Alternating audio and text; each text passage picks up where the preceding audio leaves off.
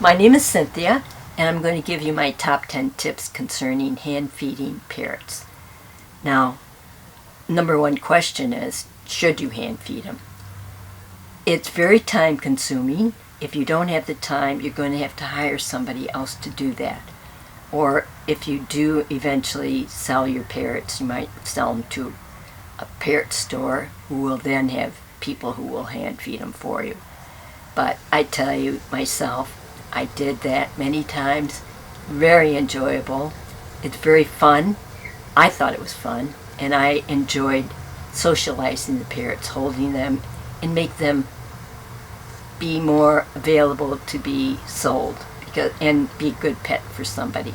And I did get a lot of feedback from people saying that my parrots were very good. So I think if you have time to do it, then do it, because it's fun. How do you get started? Well, obviously you have to have a breeding pair that had babies. You pull those babies approximately 3 to 4 weeks after they hatch. Let the mom feed them for a while because she needs to give them some of her immunities to the parrots. Now, what do you put them in after you pull them? A lot of people have like fish tanks. I had fish tanks, and some people have brooders that they have them. You need to make sure that they're going to be warm. And in the fish tank, you can buy the tops with the heat lamps that can keep them warm, which I used, and I found it was very handy. Now you can have a larger fish tank to keep them in during the day, and then you can have smaller ones for smaller birds, or if you have individual birds, you can keep them in individual fish tanks. But usually you can buy a nice size 10-gallon and have the babies in there. What do you put on the bottom? You can put corn cobs. I used to like shredded paper because it's clean. It's easy to clean up after them with that. So is corn cobs. And you can also buy ones that are already prepared. It's up to you what you want to use, but I like to use the paper towels and you can also use paper towels too. Paper towels. Well, you can use paper towels, but you can use regular towels. But you're going to have to change them a lot and wash them, which you're going to do that with shredded paper too. But a lot of people like to use regular towels because it's easier for them, cheaper, obviously.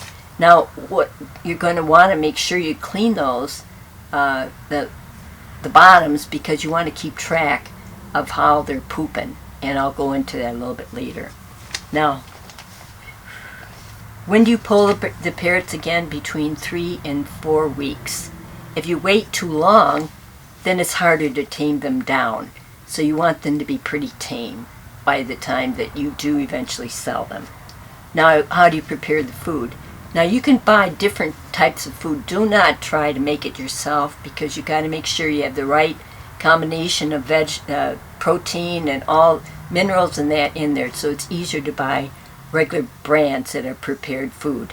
Now, I'm going to read you some. Tropican, Hayden, Missouri. Mazurki, I never heard of that, but I saw that. KT makes some. Rowdy Bush makes some. And Higgins does too. Now, they'll have good instructions on them how to make to measure and how much to put in. Some of the things to be aware of: you can warm the food up in a bowl or like a pot on the stove and then heat it that way. I used to do it in a microwave, but microwaves can be a little bit more dangerous, and I'll tell you why. Because if you know and create food of your own in the microwave, you know there are hot spots, and there are really hot spots on the dishes that you make for the food for the parrots to feed them. So you got to be careful, and you make sure that you mix it up very carefully, and because you don't want to burn the crops of the parrots. Now, preparing the food, you got to make sure that it's very well mixed, because it chunks up. You want to make sure it's very nice and smooth, and you don't want to give them chunks. So again, when you're mixing it up, the packages will tell you how to make the food and how much to put in there, because when they're younger, you're going to have it pretty watery. and eventually going to make it a little thicker and thicker as they get older. They usually will empty their crop every 2 hours. And I have another video talking about how time consuming this is, because you've got to be around them every 2 hours to feed them. And they make noise to let you know that they're hungry. And you can keep track of how well they're consuming their food by how fast they empty their crop.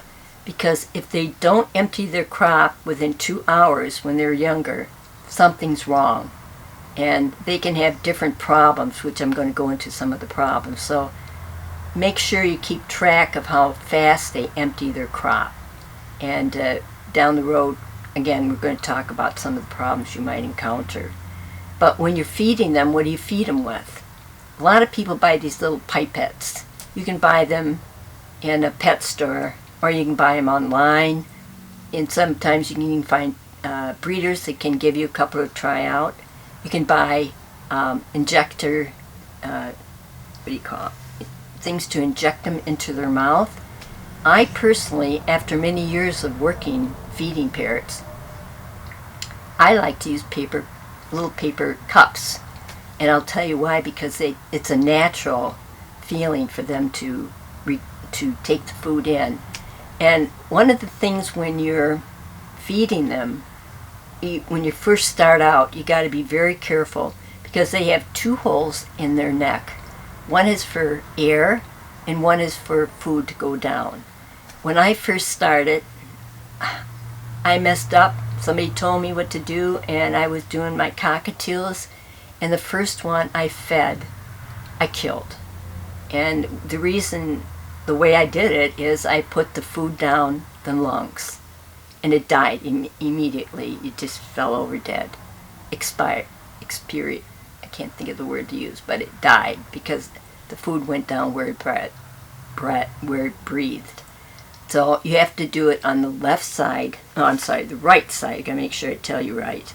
The right side is where the food, trachea, is for the food, and the other side is for the lungs.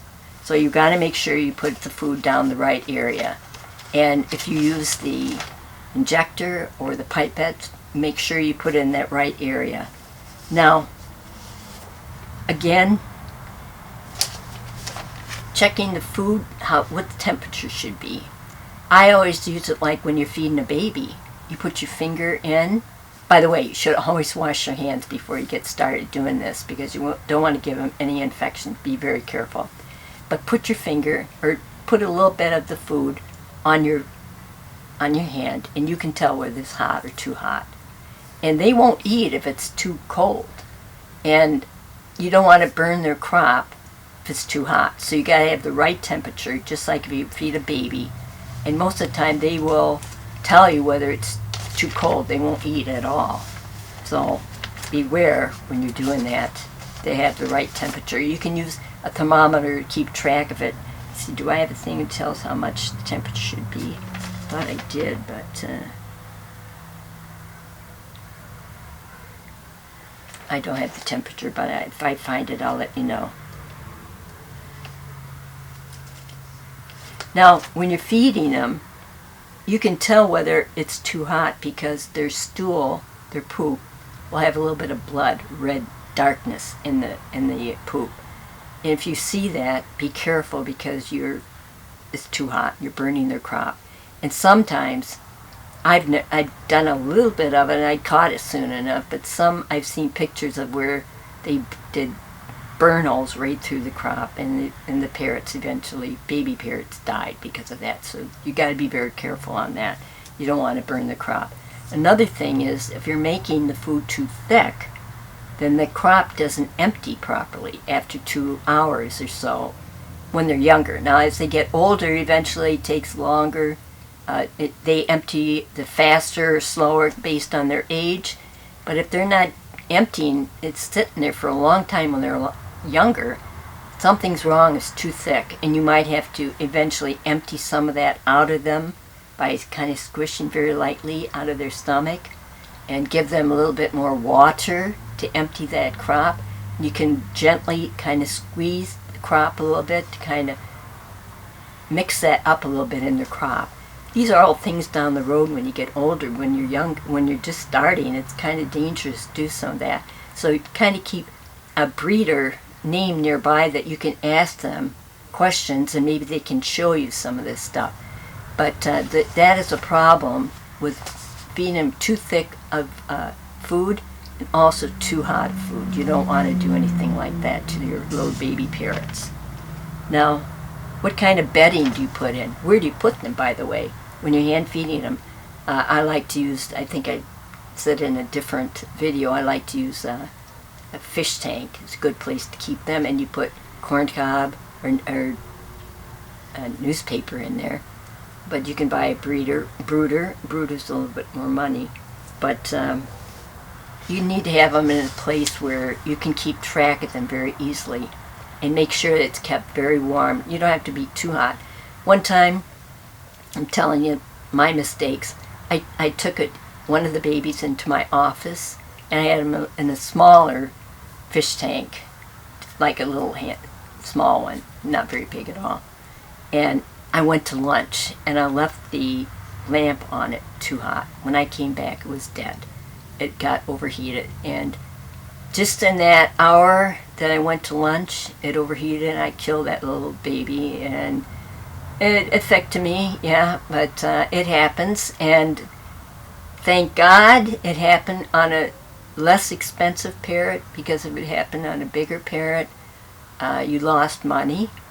But you don't want to lose any parrot that way, and it affected me for quite a while. How stupid I was. I was selfish to go to lunch. Should have taken it with me, you know, all sorts of feelings about that, and it died. So it happens, and don't be one of those people that do that to one of your birds. Okay, what else can I tell you?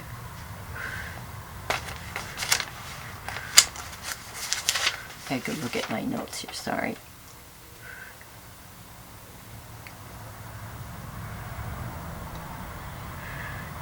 Now, you'll know when it's time to feed them regular food, because they're going to go through that parrot food real fast. And so you gradually put some good food there. I would put vegetables first, besides you're feeding them regular hand feeding formula. Start putting vegetables there for them to start eating, like corn. You can buy like mixed vegetables, frozen mixed vegetables, warm them up and put them in a little bowl, and they'll start eating that. And then gradually put some regular parrot food in there, seed if you want to start out with seed. And eventually you'll see they won't pay any attention to, you won't have to hand feed them, they'll start eating regular food, and they'll start getting fat on you. And when do you start selling them? Well, I'll talk about selling them in another video, but these are just general informations on hand feeding parrots. And I've done a lot of it in the past.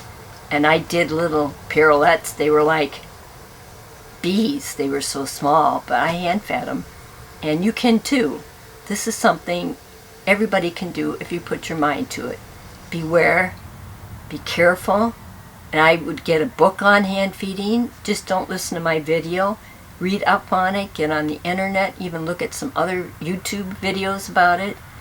And once you think you're comfortable doing it, then do it. But if you don't have the time to do it, you're going to have to pay somebody to do it.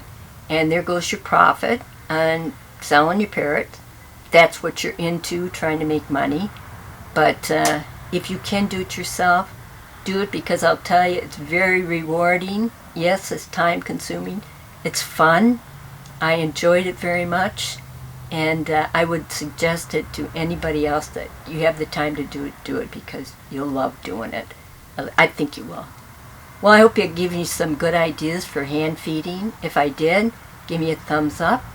I am going to have other videos about selling your birds once you've hand fed them, and come back and visit with me. I'm going to try and have a new video every Tuesday, and I hope you enjoyed it.